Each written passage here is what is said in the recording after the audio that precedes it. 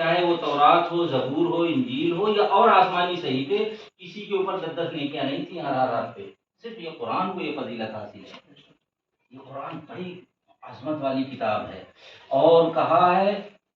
اللہ کا ایک بہت بڑا معجزہ یہ ہے کہ اللہ اپنے قرآن کی حفاظت چھوٹے چھوٹے معصوم بچوں سے کرا رہے ہیں، چھوٹی بچیوں سے کرا رہے ہیں، ورنہ یہ ہونا چاہیے تھا کہ جو 60 سال کے ہو جائیں، جن کی عقل دماغ کامل ہو گیا ہے، تجربہ ہو گیا، وہ قرآن یاد کریں۔ نہیں، معصوم بچوں کو ان کے ذمے اللہ کہہ رہے ہیں ہم نے ہی قرآن نازل کیا، ہم ہی اس کی حفاظت کریں گے، بچوں کو سبب و ذریعہ بنائیں گے، ان کے سینوں میں پورا کا پورا قرآن نازل کر دیں گے۔ تو قرآن حفظ کیا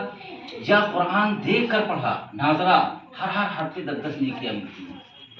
اور یہ قیامت تک کے لیے، جب قرآن مکمل ہو جائے تو اس کی روزانہ ایک ترتیب بنائیے، تلاوت کریں، قرآن پڑھ کے آپ جو بھی دعا مانگیں وہ دعا قبول ہوتی ہے۔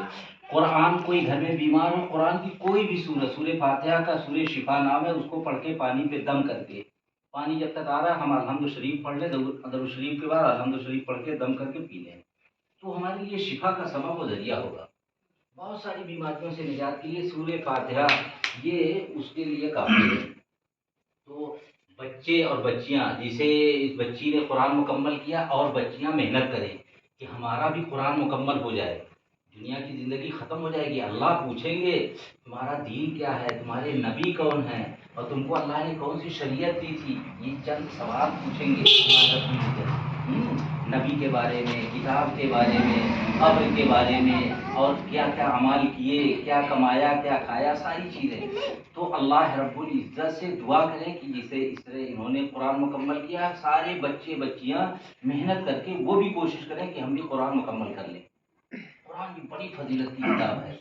اس قرآن کے بدلے میں اللہ رب العزت بڑے بڑے اعجازات۔ اور ایک چیز ہم کر کے دعا کرا دیں، ہمارے یہاں کتابوں میں لکھا ہے کہ اگر کسی شخص کے، مثال کے طور پہ ایک لڑکا ہے ایک لڑکی ہے، اور اس کے پاس حساب نہیں ہے پڑھانے کا، صرف ایک کو پڑھا سکتا ہے، لڑکے پڑھائے گا تو لڑکی نہیں پڑھ پائے گی، لڑکی کو پڑھائے گا تو لڑکا نہیں پڑھ پائے گا، تو اس میں لکھا ہے لڑکے کو جاہل چھوڑ دے، لڑکی کو پڑھا دے، لڑکی کو پڑھا دے، اتنی فضیلت ہے۔ کیونکہ بچے آدمی جمعہ پڑھنے جاتے ہیں، دین کی باتیں سنیں گے، بہت موقع ان کو ملے گا، لیکن بچیوں کا یہی جو مکتب میں قرآن اور حدیث اور دعائیں سنتیں سیکھتی ہیں، یہ ان کے لیے ہمیشہ کے لیے کافی ہو جائے گا۔ بڑی اس میں حکمتیں ہیں، میں اس پہ کبھی بات کروں گا انشاءاللہ۔ تو سارے بچے دعا کریں، اور اللہ، اور ایک چیز یہ ہے قرآن جتنے بچے